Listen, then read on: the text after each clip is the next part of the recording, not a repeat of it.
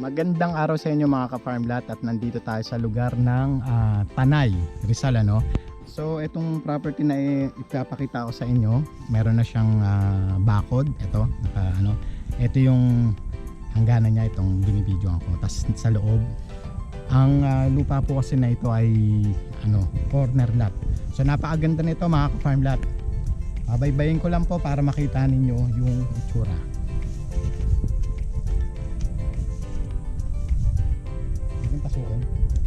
Ito yung kalsada, medyo pa ito, rough road pa. Yan. Ayan para makita po ninyo yung kalsada. Pasok po ang inyong mga sasakyan dito. Then malapit lang po ito dun sa barangay road nila, cemented road, siguro mga nasa 2 minutes lang kung diretso yan pa dun lang sa kabila. So ito yung itsura ng lupa. Ayan, corner lot siya. Then flat yung area para makita ninyo yung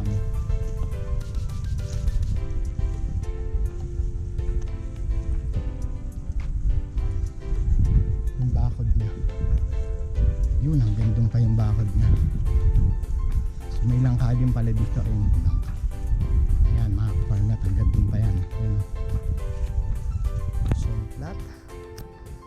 Then from Sampaloc, Tanay hanggang dito is nasa lang po ito, nasa 5 minutes, 5 to 10 minutes nandito na kayo sa loob ng property na to. Pasuhin ko lang. Yan na.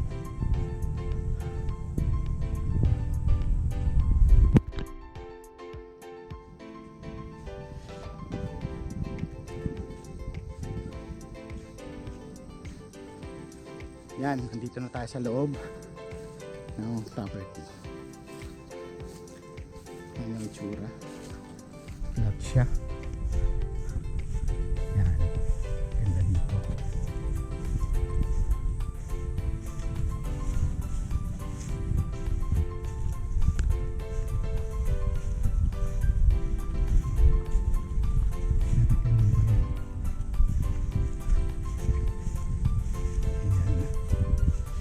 May mga bakod doon. Paikot siya.